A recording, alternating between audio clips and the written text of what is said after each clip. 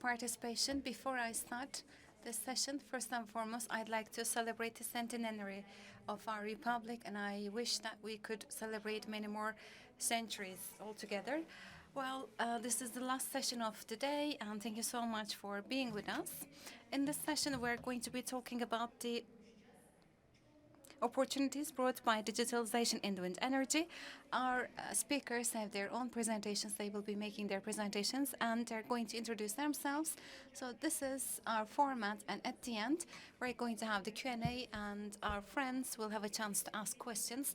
And I have some questions on my paper and I'm going to pose those questions to our speakers. My name is Fatma Murray.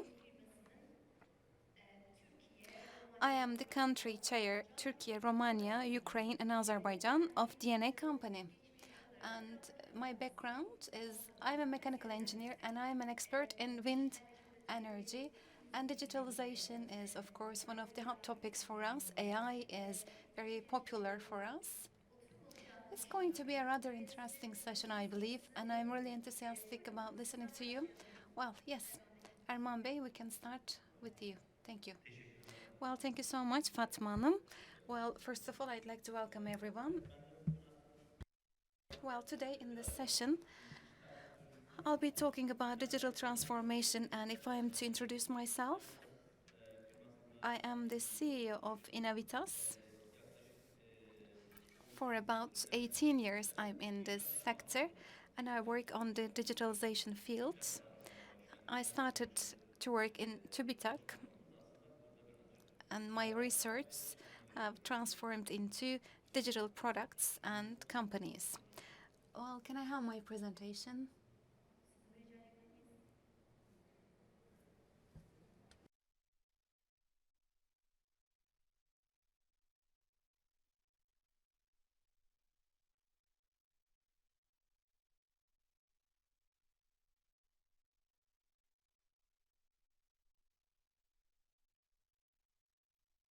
Well, yes, in this session, like I mentioned, I'll be talking about digital transformation in energy sector, and I'll talk about its past and where are we heading.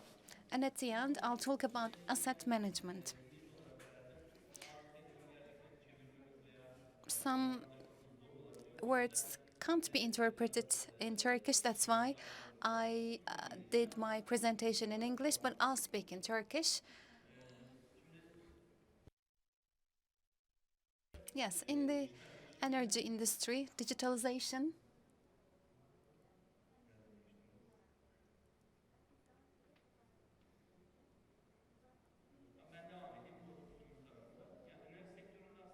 well, yes, in energy industry, when it comes to digitalization, it dates back to 1980s. Yes, this is the beginning of automation, especially on the production side. It started with SCADA systems, supervisor control and data acquisition systems. Thanks to this, in energy industry, we got to know the digitalization in the first place. And 1990s is the rise of the information age. And along with this rise,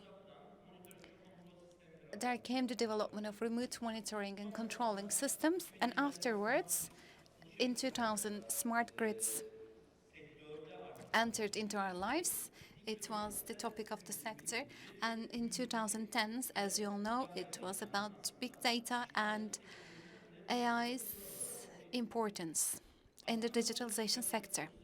Well, it's about 3 decades, and in these 3 decades, we've taken important steps for digitalization, but actually, the last 3 years have outperformed the last 30 years. Well, in the 2020s, we've seen the effects of digitalization, and a couple of concepts are really important. IoT. IoT is a disruptive technology. Internet of the Things have given us real-time monitoring abilities. It has been made much easier. And digital twins. In recent years, we have frequently heard about this concept. With digital twins, we are able to create sustainable and flexible energy systems. Then AI has developed further energy storing systems, and today in this kind of panels it has been touched upon very much. It has become also another disruptive effect, electrical vehicles.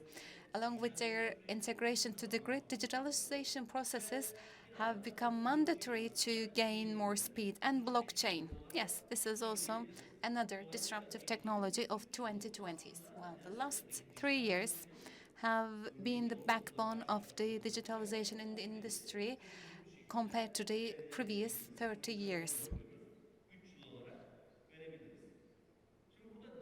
And here, when we talk about digital transformation process, digital technologies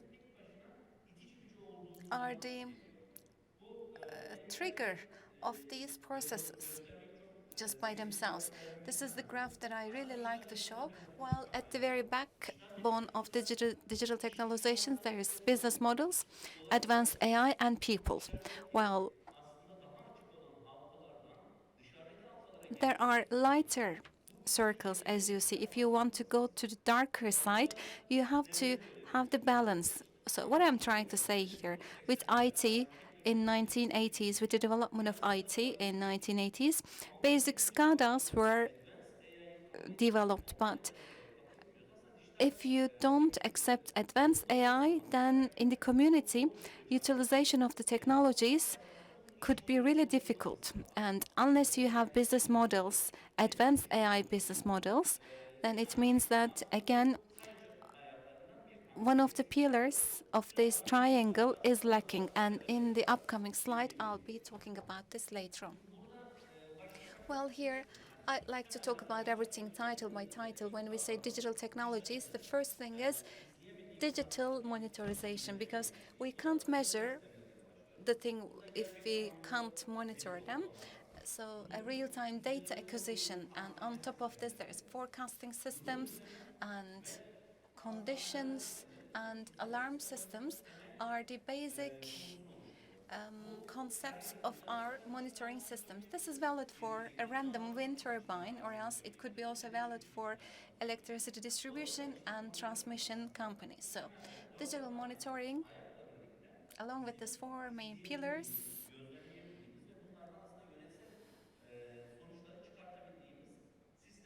are the systems that we could observe and take some consequences, outputs. Yes, okay. In the first place, we could monitor.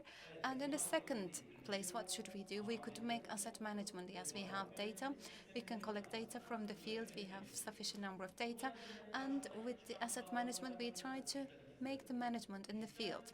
Well, digital twins is the first concept in this process. Digital twins is to create virtual models of physical assets for performance analysis through simulations. Especially in the last years, thanks to digitalization strengths, we have become much more acquainted with digital twins, and thanks to these twins, we could solve many problems even at the simulation phases.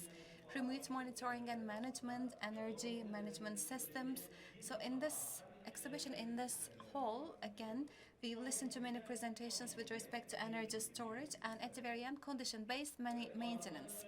Well, yes, we make the assess management, but afterwards it is important to make the maintenance. On the maintenance part, I think we are all we are all knowledgeable about this. This is known by heart as predictive maintenance, prescriptive maintenance, reactive and predictive prescriptive. Self-cleaning is a bit further away from us, but reactive, preventive, they were empowered with digitalization, but predictive and prescriptive maintenance have gained much more importance with the support of digitalization. Well, as we all know, predictive is again based on data. It nourishes itself with data, and it utilizes data to predict equipment failures. Well, in the prescriptive field, maintenance, we need actions. Yes, we make the prediction, but what kind of actions are to be taken? Well, with respect to prescriptive maintenance, maybe in the last 5 years, tens of articles have been published. We've read tens of articles, but I've never seen a real-time application of prescriptive maintenance in grids or in this transmission grids or networks. And in my last slide, I'm going to underline this again. Why we can't have prescriptive maintenance. I think this is related to that triangle that I've shown you before. And well, with respect to business model, we have to have the prescriptive maintenance, but maybe technology doesn't allow this, or else maybe human labor is not allowing us to do this. We're going to come back to this later on. And flexibility. Flexibility is one of the most frequently used terms in recent times. With respect to flexibility, I wanted to show you some data in the EU. By 2040, flexibility on the demand and storage, curtailment will be 1%. It will be decreased from 7 to 1%. For flexibility, digitalization is a must. Where there is no digitalization, there is no flexibility. So here it is 5.4% capacity. Only in the EU could be reached for all the installed capacity that we're talking about.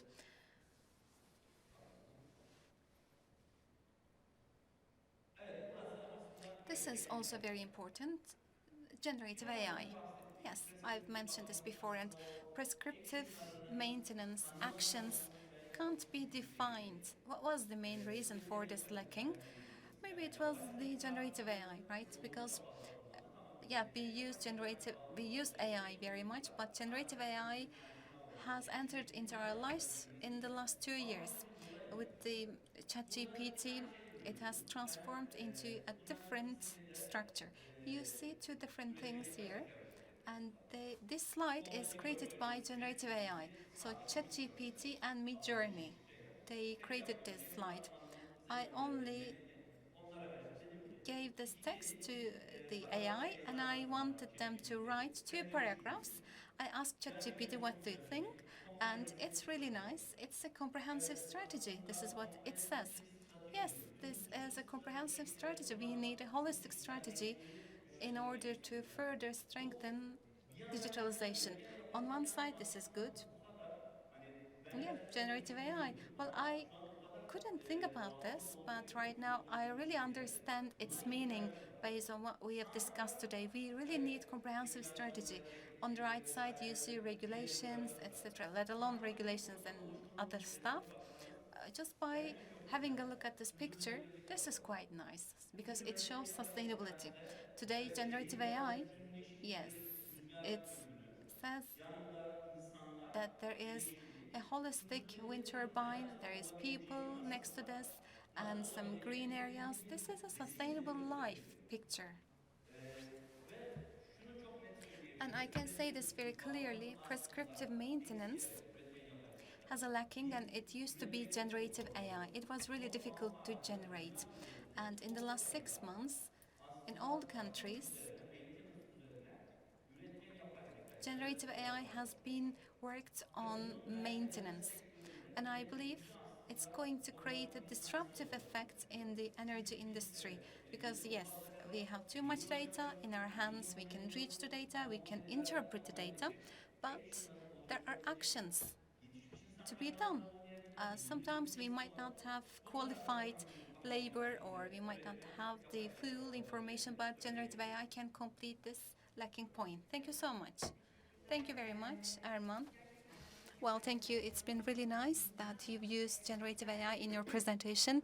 Well, in line with the spirit of the session, I made ChatGPT ask the questions of this session. So yes, generative AI has contributed to this session one way or another, and I believe it's really in line with the spirit of the session. Thank you so much. Mr. Tamer, the floor is yours. Thank you so much, Ms. Fatma. Actually, here we're talking with the experts of the digitalization. It is really not very easy for me. We, as a production facility, we are producing. We're looking forward to just transforming the energy, and we are done, we think. But now we are talking about digitalization in the wind energy. From this classical method of production. How can we transform ourselves to digitalization? So when I'm presenting my presentation, I only use my colleagues and I never used an AI. As Mr. Ehrman mentioned, so I'll be skipping some parts because they have been touched upon. So I'll be focusing on the main ideas when we talk about digitalization. It is not just about processing and monitoring the data on electronical medium. It is also about the shift of mindset. It is also about changing approach. That's how we perceive this transformation on the side of the production. It is really very crucial in this sense. So digitalization is sometimes received as a challenge because staff thinks, are we going to eliminate us? No, we have to continue following our compass so that everyone can continue with dedication. ChatGPT is developing itself thanks to the feedback that they're receiving. In terms of digitalization in the plants, the users are the best contributors and value adders to the system. This is my brief introduction. As our expert told us, we started the process of digitalization in the beginning of the 2000s, but when we purchased the digital Skoda in 1980s and with the panels of PLC. After production, we have supply chain. After supply chain, there is a side to maintenance. In the maintenance side, we have digitalization and effective usage. With the effective usage, we are implementing this to our daily life. In the main usage parts, we can talk about real-time analysis and the Internet of the Things and the descriptive analysis, user analytics, as well as the automatization plays the crucial role. SCADA, Twins, and cloud systems are the leading systems that we have to keep track on. Where do we use them as the producers and where will we use them in the future? Data analysis and artificial intelligence is important. Producing electrics is important, and saving and increasing efficiency, increasing the production of the electricity. Optimization, in short, is the most important part. When we have this as a main objective, our activities can be briefly resumed in three parts. One, planning in real time. First part, planning. Performance management comes second. How do we produce energy is as important as how we use energies. Of course, we started wind plants in Yekten. We never considered the additional cost. Now we see the additional costs. We pay attention to Yekten. Another topic is the digital plants. You're making a production, it is real-time production, but they have these external impacts, the wind direction, the speed of the wind, and also the other facilities and services, as well as the information provided to you by the product provider. The sensors that is reading the data on the device as their real-time benchmarking with the other machines, you can receive real feedback. Preventive maintenance and preventive error detection is one of the topics that we should talk about. In terms of monitoring mechanism is monitoring the data in real time, making the benchmarking studies, and making the necessary analysis in order to benefit is one of the most important parts. This is the electricity production part, and we have the vehicle itself. Maybe we are using an electrical vehicle. We are taking a look at the charge. How long can it take uh, with the charge? But previously we were paying attention to the kilometers. How many kilometers can I travel with this electricity? Now we can use the same method in the plants.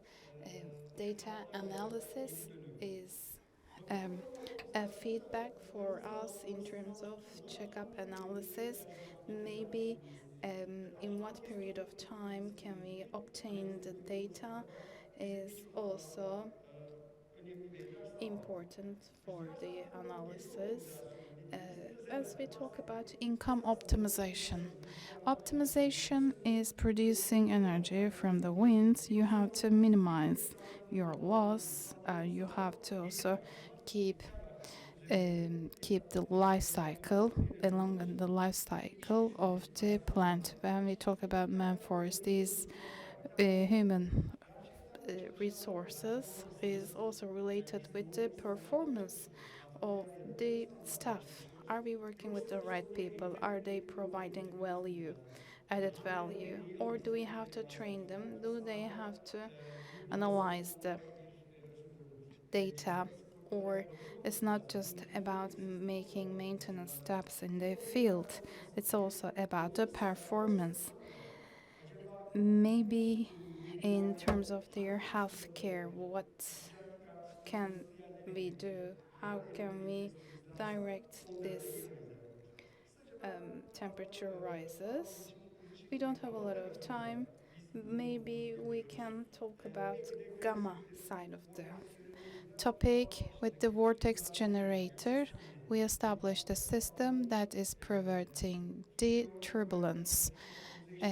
With TPO optimization, we provided a pitch optimization with the pitch features in with the methods that is also increasing the performance. We are aiming up to 2% of added value. 2% of added value is aiming to with the data to P70, P50. But beyond that, we have to use the data, process the data provided for by the manufacturers. The angle of the wind power curve of the wind, if they are correct or incorrect, or the type of preventions that we can take, what type of values can we obtain, can be seen and will be developed with our counterparts, and we will be also optimizing in the field as a constant peer. We are talking about low cost and high performance plans. And another topic that we have to approach is plants which has a storage capacity, storage feature. The same thing can be used in the hybrid plants, adding solar plants to wind plants and maximizing the performance and added value is also a byproduct of digitalization. We're talking about smart systems. We are discussing these smart systems in these very valuable sessions. We have our expectations. Our main expectation is the using these values as an added value to wind plants. If we make the necessary infrastructure, we can use this in the thanks to the digitalization. So I'm finishing my comments. Thanks for the perfect timing, Mr. Temel. Mr. Eray, the floor is yours. First of all, I'd like to thank the whole audience for staying here with us. I'm Eray Hazar. I'm a representative of the sales department of Huawei. So this is the title of my presentation. This is digitalization. I'll be briefing about some digitalized products that we have and what type of pioneering projects we are leading here. Let me talk about briefly Huawei's products. Huawei is a digital power work power. Solar, digital, and wind are three type of energies. We were fully aware of the importance of the digitalization. Solar sector is one of the most important sectors. We continue our operation with the renewable energies. Together with the renewable energies, we continue with the Huawei Digital Power was the line of the work that we defined. You can see our graphics. In this graphic, you can see the um, exponential growth. As you can see, 7.16 millions of dollars of growth. But by the end of 2023, we will be expecting $10 million of income. In energy sector as Huawei Digital Power, we are focusing on three parts. One is solar transformers, energy that is produced in the solar areas. That's to be used in AC and DC in the form of AC, DC that is transforming the energy as well as monitoring and managing these energy systems. We also focus on the supply of wind energy. We have storage systems. Maybe you know the new regulations, directives, solar and wind storage technologies are discussed together. As Huawei, we have deliverable systems. Let me talk about these pioneering projects that we have as Huawei. Well, I have a time limit. For that reason, I'll be focusing only on these three areas. In terms of digitalization, we are dominant in these three parts. Inverters in solar systems, one is storage systems in wind. Regarding this, we have the electricity charging station. When we talk about energy transformation, they are all intertwined. In these three aspects, we have novelties, we have innovations, as Mr. Tamar mentioned, as Mr. Herman mentioned, and we see that when you establish a plant, this plant has to work full potential. You have to get the maximum potential, and the outcome, thanks to digitalization, it's not just about focusing their own business. 6 years ago, maybe 6 years ago, you produced an inverter. Your expectation from inverter can be converting the AC power to DC power. Within these 6 years that we have come so far, we are talking about a box in the plant. In this box, now we are also providing with the managing and detection of the possible errors and maintenance of this plant. This is a power optimization. This may be called as smart architecture. Using AI, you can also develop the learning process of the machines. So these machines can warn you about the possible errors that may come across. These are the benefits and advantages of the digitalization. Let me talk about managing systems. There are a few topics that may attract your attention. AFCI, Arc Fault Circuit Interrupter. This is a very valuable technology system. Imagine that you have a factory, a plant, you establish these panels, is a DC arc. DC arc means direct flow. Maybe you have the experience.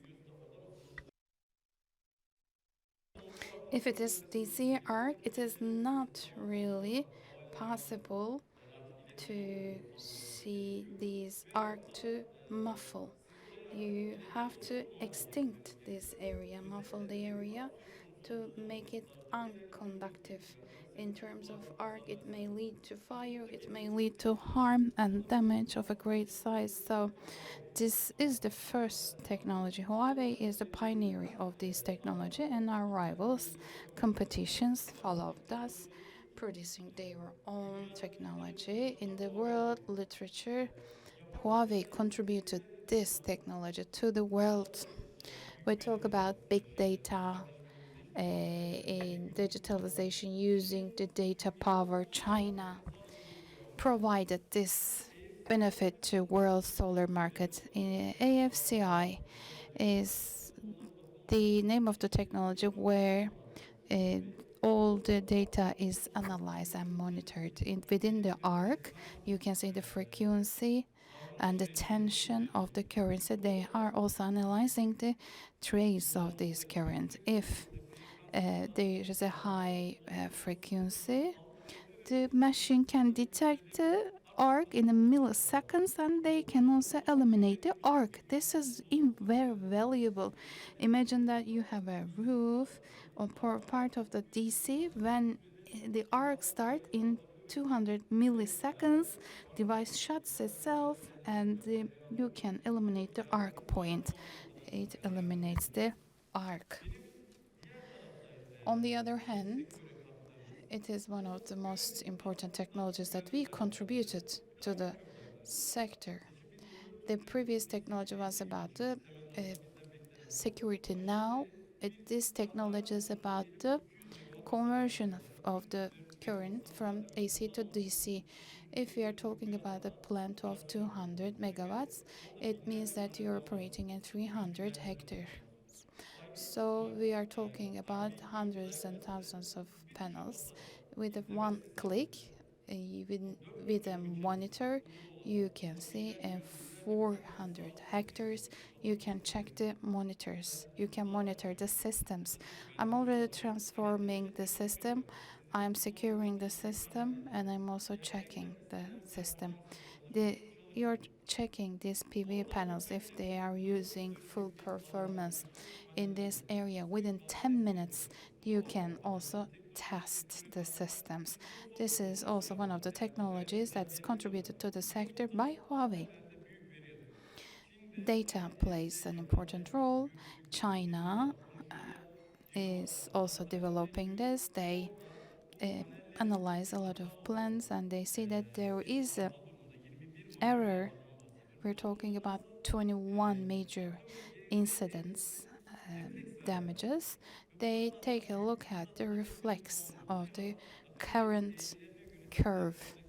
Device is indicating the errors and what type of precautions and measures you can take in an area of 400 hectares.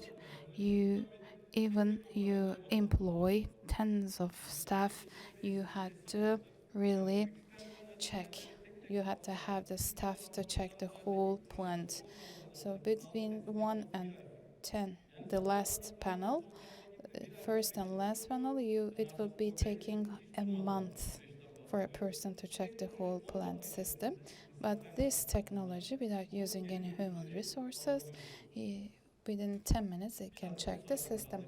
I have just 1 minute and 3 seconds. This is our own technology. Competitions cannot produce this. Maybe our competitions will be producing this, but for part of DC, if you're using inverter, for part of the DC within the devices, in the hardware or software is really integrated. The device is protecting itself. If there is an arctic current, device eliminates itself without adding any additional component. This is the video I cannot clearly see, but I believe this is the DC connector SCLD. Yes, this is the device's cooling, self-cooling system. This is our own technology. If it warms a lot in the current, the device feels the temperature and it cools itself. It cleans its cooling system, as we have mentioned in the IV curve. Maybe without this technology, you would be checking the devices one by one. Thanks to digitalization, the device can maintain its own maintenance. I believe my time is up. Well, just one page. Storage systems. There's one point in terms of storage systems. If you're interested, after the session, maybe you can get in touch and we can provide the information. Thank you so much for your time. Thank you for this interesting presentation. It was very informative for all of us. Mr. Burak.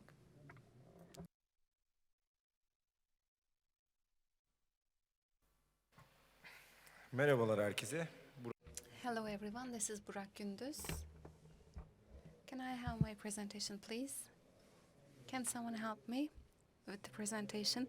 Well, as Synchron Energy, this is our first trip participation. For many years we've taken part in the trip, but this is the first participation as Synchron.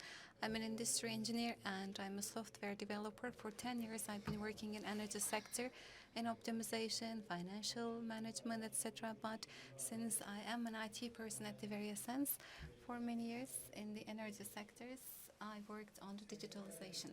So let me talk about Synchron Energy. This is a subsidy under energy production company.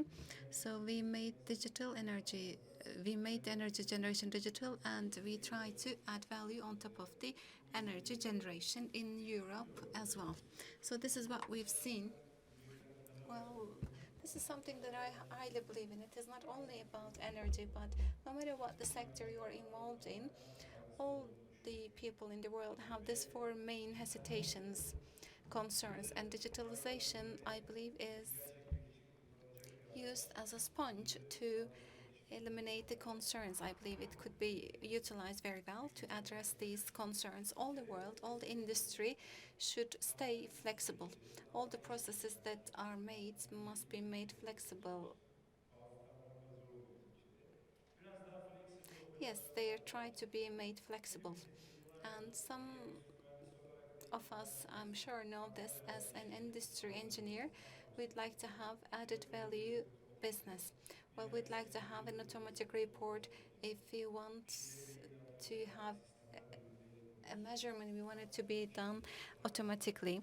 And we'd like to send emails in a really short way so that we could use this time for different purposes. In order to do this, we need intelligent systems, smarter systems, that we could reach data, we could interpret the data, and utilize the technology.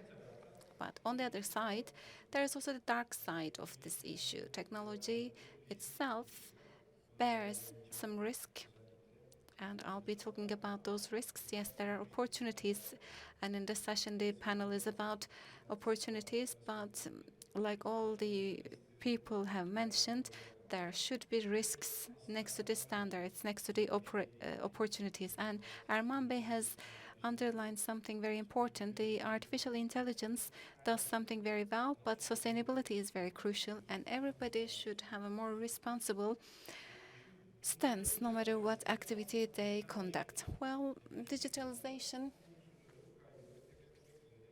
is used to eliminate these concerns. It is an instrument. Well, I'm not going to define digitalization, but no matter what sector you are in, digitalization is very crucial, as we all know, and we are working on digitalization. I'm really happy to be with you in this platform. I'm sure that everybody has similar ideas. And when we have a look at digitalization in wind, of course, basically it starts with data engineering. With respect to wind, with respect to turbine, it is to reach the data. This is all about reaching the data. Maybe we could transport the data to processes faster. We could take actions by monitoring it on real-time basis, and we could get some notification structures with filters. Yes, Tamar Arman has mentioned these. These is the very beginning of all the processes. And there is also edge computing. Edge computing could give us something really well. Wind turbines could be placed in very challenging locations. We need to create alarms and by taking the data to the center, but because of the latency, it requires some time, and sometimes it is not manageable. Line could be broken and there could be storm, etc. So IoT devices, cloud computing should produce alerts. They should give warnings. This is very important. And in order to make the processes leaner, standard reports weekly, monthly, they are getting much more depleted. They are not going to be useful. All the operations are getting leaner and more automated. Not only in the wind energy, but in all the parts of energy industry, these are the components of digitalization. Well, there is a slide here. On one side, this is correct, but on the other side, I am a bit ashamed. Well, Arman has mentioned this. Things back to 2000 were mentioned back then, but still they are being spoken, like this smart grid management and also artificial intelligence and IoT, and there is also industrial IoT. This is much more standardized way, maybe. Data analytics, big data, and this is related to digital twins. And for all this, we need something else.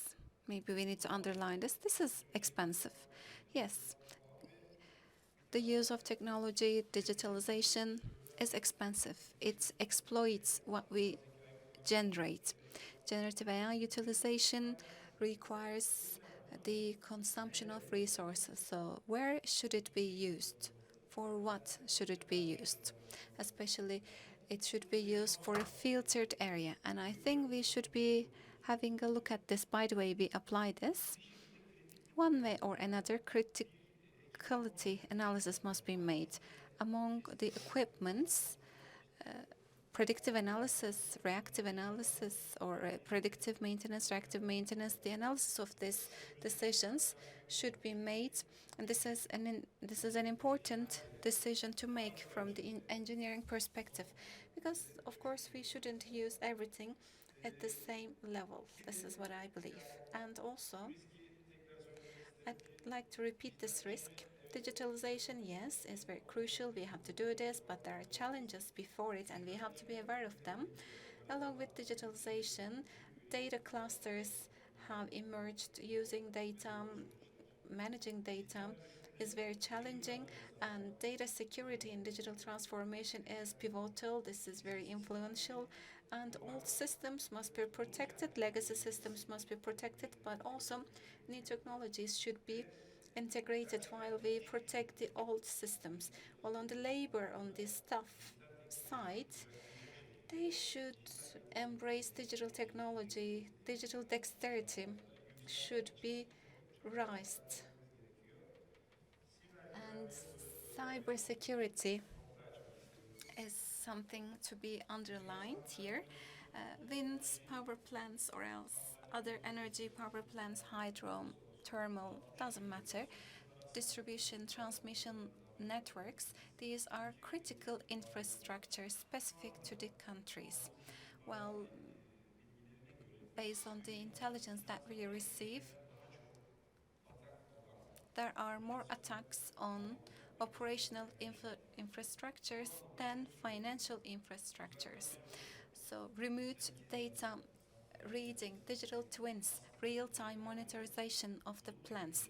Each and every of them requires cloud computing technologies, and these structures can only be possible with the merge of IoT with the EOT. Yes, it must be made, but while we do this, security and safety must be attached greatest importance. Well, without further ado, I'd like to thank you. So, thank you.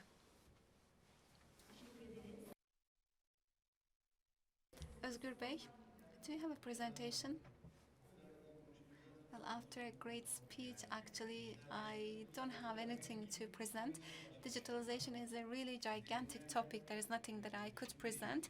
While I was listening to you, I wanted to change my presentation. I'd like to change my presentation. It's going to be rather spontaneous. So let's see how the interpreters are going to interpret. Well, digitalization is a part of the fourth industrialization revolution. Well, in the industrial revolution, let me just talk through from my life. It's not going to be an art movie, but I believe it's going to be something similar to this. At the end of 1980s, well, my father has its workshop. I was the son of the boss, and I was helping my father for his works in the workshop, mechanical workshop. And till university, each and every weekend on holidays, I worked in this workshop, and I learned how to make turnery. And after my was over, my military service was over, well, I saw simple mechanical turneries, but then I started to use CNC turneries. They were computed, they were controlled by computers. I got to know AutoCAD, some drawings, some mechanical things, and things were getting more and more serious. After graduation, I came back to my father, and my dad said, if you want to be a ternary guy, just stay here. If you want to be an engineer, just go away. And I decided to become an engineer, and I worked in Ford's Gölcük factory. I was the project engineer of Press Atelier workshop. So it was the most modern automotive factory for that time. It was the most modern one for our country. It was an incredible experience. Other than ternary, we saw robotic production lines, and it was a great painting, building, and there were mounting assembly lines. It was a great experience for me to work in the mounting and other assembly lines of this factory. Well, we were managing everything with OTC systems, robots, and also there were the SCADA system. Painting house were controlled by the SCADA system, but people were taking the decisions. Well, people were using the data that were consumed on Excel sheets. After my fourth journey, I worked in the installation or else in the renewal of 4 different factories. And in the midst of 2000s, I started to work with a visual processing company from Germany. So thanks to this, I had the chance to work in different places, slowly but surely, Industry 4.0 and IoTs, where the technology can support decision-making processes. And Brand IT is an industrial IoT solution company, smart companies as well. I am a co-founder of these companies, so we provide solutions, and I give technical management support to some of other companies here. And E.ON, I come here with REAP, and I'm the digital solutions manager of REAP and YEO. So at this very point, I could talk about digitalization in this way. It was a need and it was a must. When I was the facility manager back then, there was this problem. Managers, directors had to give critical decisions at critical points, and these were all based on information. If the information was received fast, you would give proper and swift decisions. It was not generative AI back then, it was all about human beings. But the very exit point of the fourth industrial revolution, and that was making AI a must. Fast accessibility to proper information Well, you received your questions from GPT. Well, you could easily create these questions, but you saved time, right? So in shorter period of time, data was sent to you to give you some opinion. Well, dear directors, dear managers, as you all know, this is the commonality of what we are talking about. We try to create grids, energy power plants, independent of the volatile and changing weather conditions. And all the systems that go work with the nature have some uncertainties, and I have to have some time to give the decision properly, but I need to save some time to be quick.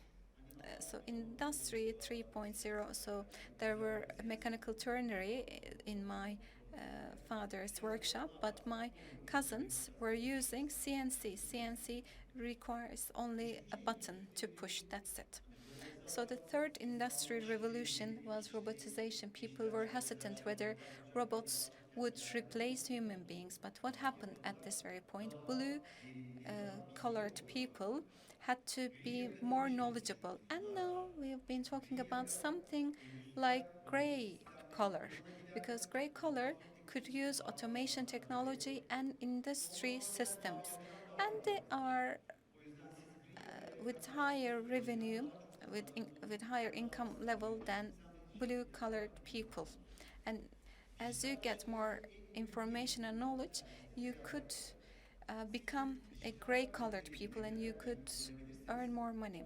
So for the white colored people, this is also about digital information utilization. If you are good at this, you could become an indispensable manager or a director. If you get SCADA information and turn it down to Excel, just I'm so sorry for this because there are great AI systems. Well, yes, I don't have my presentation here, but as Yeo and Reap, let me talk you through what we do. Well, since the midst of this period, this year, we joined Yale, and Yale has wind, solar automation systems, and we also thought about how to add digital solutions on top of these solutions. Next to the solutions that we provide our other customers, we still work on how to make these decisions smarter. So I work on making the processes smarter. Well, what does smarter mean? I should be able to give quicker decision, and Arman has also mentioned prescriptive analysis. Well, 2 years ago about prescriptive, I made two different studies. Well, predictive can make you predict, forecast, make forecast about what is going to happen. It is based on past experience. Based on past experience, it makes forecasts, predictions, but prescriptive means it gives some receipts to you. Well, prescriptions with some parameters, you should be able to figure out what kind of a formula you need to use for the things that you don't know. For example, there is the sales price of a house. It is based on square meter, its location, its floor, its size, etc. If you are a real estate broker in Ataköy, let's say 3 plus 1, you might say this is 10,000. This is prediction, okay? You get the parameters and you bring these parameters um, and just try to come up with an idea. But prescription is based on the numerical number that you have. Like you have 10,000 and you'd like to have a house in Ataköy, and where you should go, which street. It makes you go towards that direction. This is the prescription. Well, these two are based on machine learning. These two are based on data again. So experience and data model of 3-year old real estate person and 20-year-old person, they all have different data. Well, yes, of course, it's valid for us. Our friends from Huawei also mentioned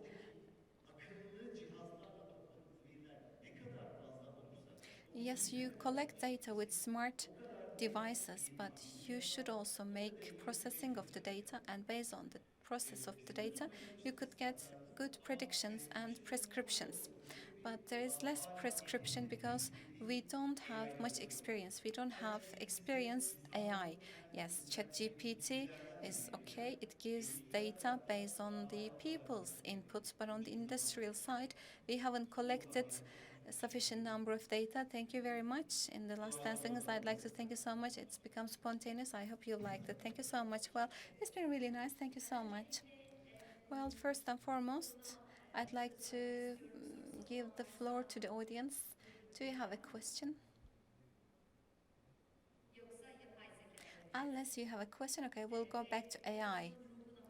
Again, in line with the spirit of the session, I'll ask the question of AIs to you.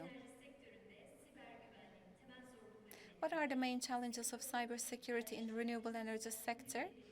And how can the sector facilitate the security of the digitalized systems? Erman Bey, what would you like to say? Well, actually, Murat Bey has mentioned this. There is a big iceberg before us when it comes to cybersecurity. We only see the visible part of it and we try to eliminate the problems. Yes, there are challenges, that is correct. Technology evolves very fast. It doesn't evolve only for the systems, it evolves for the attacks too. So learning pace has increased immensely, so these attacks have decreased as well. And right now, like in the past, commissioning the closed systems is not that easy because the cost of the digitalization in one way or another can be manageable on cloud. However, along with cybersecurity, if you'd like to create a closed system, it is very difficult to create this. In recent years, I've always said this, 4 years ago,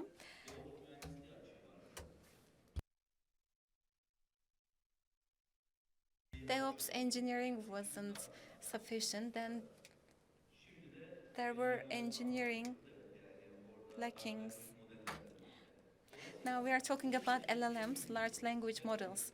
So here the biggest problem in cybersecurity is the lack of qualified personnel in the upcoming period. Well, thank you. Here, I'd like to ask my question to Burak Bey, because I think Burak Bey has some examples from real life with respect to cybersecurity. Like Erman has stated, yes, cybersecurity, especially cyber attacks. Let's say you watch videos on YouTube, and people do it just to satisfy themselves, by the way. Young people, like at the age of 14, 15 years old, after watching some things, after reading some things, they try to use attack methods. Yeah. And it might lead to something. Our power plants might not be functional at the very end. There are risks. All the turbines could be terminated. Well, on one side, this could be individual. Well, they say that, oh, let's see what I've done. Let's see what I've succeeded in. And on the other side, there are people who try to attack states and governments. Even though we don't think about them, real-time attack monitors could be utilized. I can't give you an example right now, but I highly recommend you to watch it. You could see attacks going to where in the world, to which sectors. I've seen something very recently. I think we have to pay closer attention to this topic for our own health. And this is something that I realized in a distribution grid with remote control. In order to create some solutions, they've used Chinese origin modem, and there were some malwares inside in the update of the modem, and 70% of the distribution was stopped. Electricity was stopped. So malware, again, a wind turbine, was located. So without 24/7 monitorization, it is not possible to find out. Even though this is a closed system, someone might reset it with a remote connection. IRC engineers, they take care of care about them like these are their babies, but there could be a USB flash disk. Because of this reasons or another reason, there could be malwares. Yes, there are some extreme examples, and we might be really surprised. And we should follow the trend, and we should see the attacks, and we should be closely monitoring these systems. Thank you so much. Now I'd like to ask you something else. This is a human question. Yes, we see digitalization continues very fast. AI is coming very fast, but where are we as human beings? Can we really adapt that fast? What is your situation in your companies? Do you have any policy to catch up with this change, to make your people adapt themselves to this change? What would you like to say? Üretim In terms of conduction, today, if I'm not mistaken, Mr. Burak and Mr. Özgür has mentioned this topic.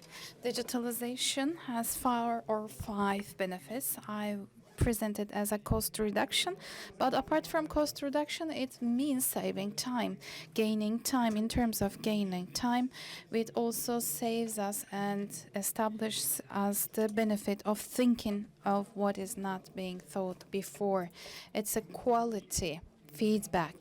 Using the opportunities is one benefit, and also it gives us the opportunity to manage the resources. The people can use these equipments. The people should be familiar with these equipments so that we can add a value to that. We have gone through a challenging time in the financial markets, especially in the energy markets. It was a crisis in terms of human resources. For that reason, we had to invest in the human resources so that we can retrieve the position back and convert it into an advantage.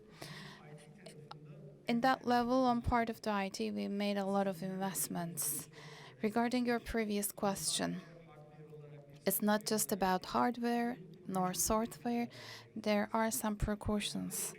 We have to take the precautions, and you have to have an architecture, IT architecture in hand. Also, you have to disseminate the message to other departments and what type of benefits they're obtaining from that. You have to clearly express. It is just like a letter.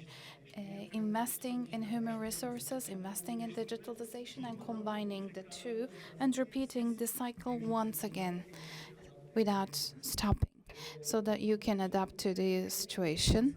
Especially in order to unite the peoples, we establish clusters, environment clusters, human resources clusters, digitalization clusters. These clusters are in continuous interaction so that they can see the benefits. They can benefit in terms of budget. IT investments are made, the 60% are made in the security basis, and 60% of the human resources investments are made in young people who can think outside the box so that they can continue the ladder scale. So it's not just about the in-house system, it's also about the external side. The know-how that we have internally, as Mr. Özgür and Mr. Burak, Mr. Eray mentioned before, is Mr. Erman clearly addressed. We have the issue.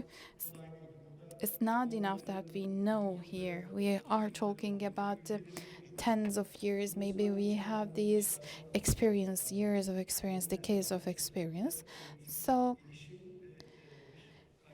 we can talk about this accessibility, human resources, and transformation. Thank you so much.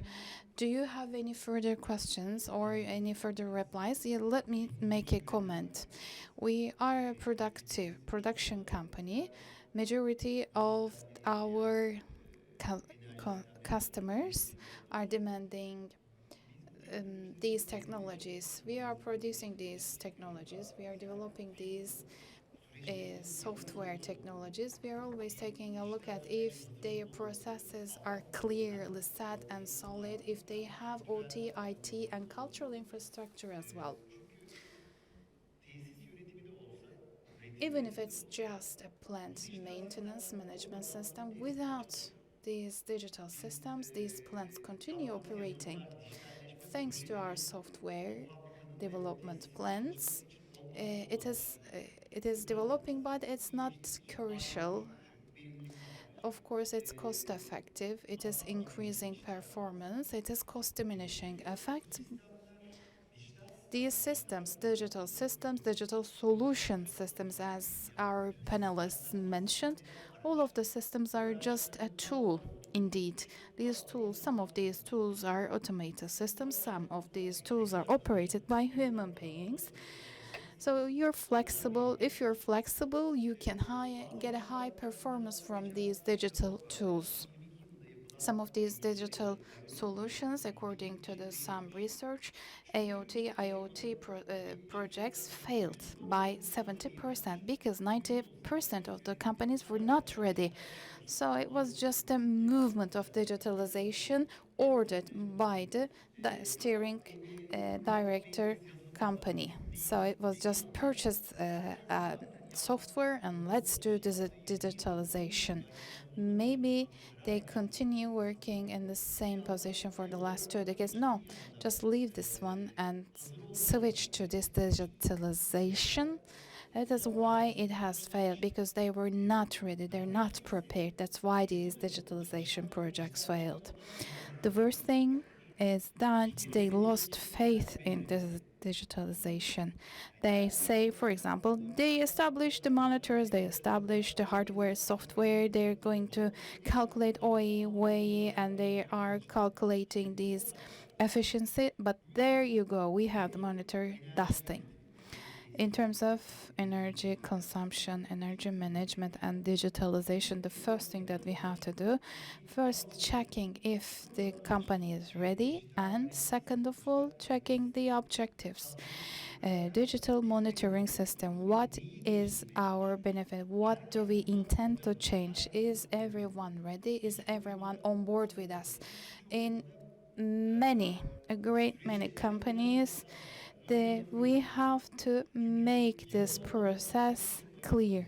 If this is not if you don't have a solid basis, you cannot construct a building. Even if it is just a wind plant, if it's just a management of one plant, maintaining of these processes and changing shift, everything has to be clear cut, everything has to be solid and visible so that we can operate the digital systems. So do we have benefits? Do we have advantage? So let's add one thing more. It's better to go step by step, phase by phase. Also, employing young people who are ready to change, ready for the transformation, is one of the crucial points. Now there is new softwares coming. I don't need them. It is not the right mentality, so the people will continue. The mindset of the companies, the preparedness of the companies is also important. So you will not be replaced. We are growing together is the mentality we are looking for. Then we should be explaining them, talking them, explaining. Well, it was 80 minutes. I have many questions left.